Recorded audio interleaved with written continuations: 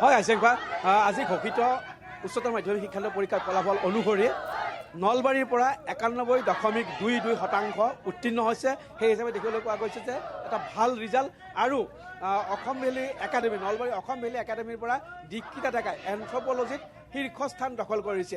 মই এই মুহূৰ্তত অসম ভেলীৰ দৃশ্য দেখুৱাব বিচাৰিছোঁ।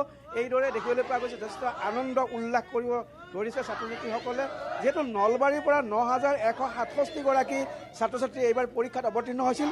তাৰ ভিতৰত যদি চাওঁ আমি কলা শাখাত আছিল 9880গৰাকী, বিজ্ঞান শাখাত আছিল 1846গৰাকী, বাণিজ্য শাখাত আছিল 296গৰাকী।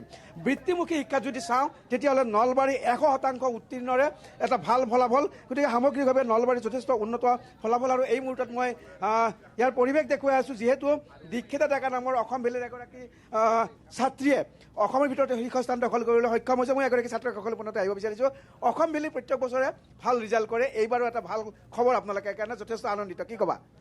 মই মানে বহুত আনন্দিত হৈছোঁ এইবাৰ আগৰবাৰৰ দৰে এইবাৰো মানে পৰীক্ষাত বহুতো ভাল হৈছে। মানে সেইবাবে মই এই অনুষ্ঠানত থাকিও বহুত আনন্দিত হৈছোঁ। মানে নিশ্চয়কৈ এক আনন্দৰ খবৰ, আনন্দিত হোৱাৰ এই খবৰ মই অধ্যক্ষগৰাকীৰ কাষলৈ যাবলৈ চেষ্টা কৰিম। কিন্তু মই পুনৰ কৈছোঁ যে নলবাৰীত আচলতে যি উচ্চতৰ মাধ্যমিক শিক্ষান্ত পৰীক্ষাৰ ফলাফল সেয়া যথেষ্ট উন্নত বুলি ক'ব পাৰি, কাৰণ 91.22% ভাল এটা স্থান লাভ কৰিছে। বৃত্তিমুখী শিক্ষাত 100% উত্তীৰ্ণ হৈছে। মই অধ্যক্ষ আপোনাৰ কাষলৈ আহিব বিচাৰিছোঁ। যথেষ্ট আগৰ ঐতিহ্যটো ৰক্ষিত হৈ আছে। দীক্ষিতা ডেকা ভাল ৰিজাল্ট কৰিছে, কি নৃতত্ব বিভাগত তেওঁ সৰ্বোচ্চ নম্বৰ লাভ কৰি আমাক গৌৰৱান্বিত কৰিছে। আমাৰ ঐতিহ্য আগৰ ঐতিহ্য ৰক্ষিত হৈছে। 468গৰাকী ছাত্ৰ ছাত্ৰী কলা বাণিজ্য শাখাৰ পৰা অৱতীৰ্ণ হৈছিল, আটাইবোৰে পাছ কৰিছে। তাৰোপৰি যদি ষ্টেণ্ড থাকিলহেঁতেন অন্ততঃ দুগৰাকী ছাত্ৰীয়ে কোনোমতে হ'লেও স্থানপ্ৰাপ্ত হ'লহেঁতেন। যিহেতু ষ্টেণ্ড নাই, তথাপি আমাৰ যিটো আগৰ ঐতিহ্য সেই ঐতিহ্য তেওঁলোকে ৰক্ষা কৰি আমাক গৰ্বিত কৰিছে। আমি নিশ্চয়কৈ গৰ্বিত কৰিছে। মই আন এগৰাকী ব্যক্তিৰ কাষলৈ আপোনাৰ কাষলৈ আহিব বিচাৰিছোঁ। নলবাৰী এইবাৰ সামগ্ৰিকভাৱে ভাল ফলাফল 91.22%, এটা ভাল ৰিজাল্ট, কি ক'ব?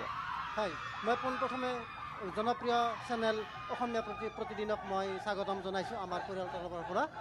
প্ৰতি বছৰে অসম ভেলী একাডেমী নলবাৰীয়ে গোটেই ৰাজ্যৰ ভিতৰতে ভাল ফলাফল লাভ কৰি আহিছে। এইবাৰ আমাৰ ছাত্ৰ ছাত্ৰীয়ে আশানুৰূপ ফলাফল লাভ কৰিছে।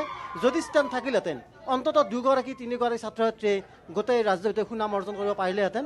তথাপিও আমি আনন্দিত হৈছোঁ যে এগৰাকী ছাত্ৰীয়ে 95ৰ ওপৰত পাৰ্চেণ্টেজ পাইছে আৰু এগৰাকী নৃতত্ব বিভাগত অসমৰ ভিতৰত সৰ্বোচ্চ নম্বৰ লাভ কৰি আমাক গৌৰৱান্বিত কৰিছে।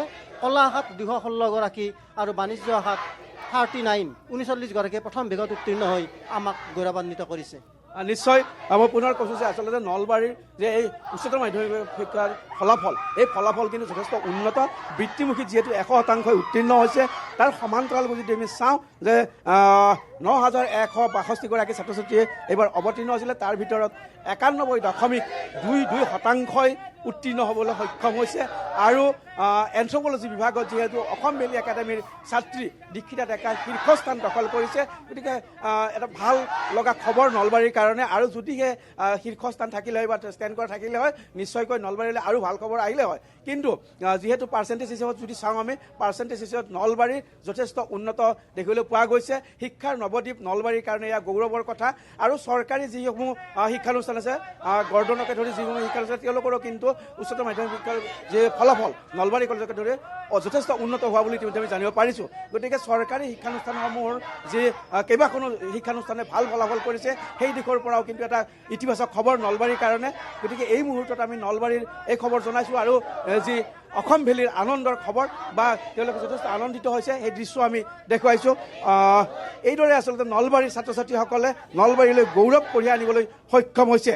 আইছেংপা।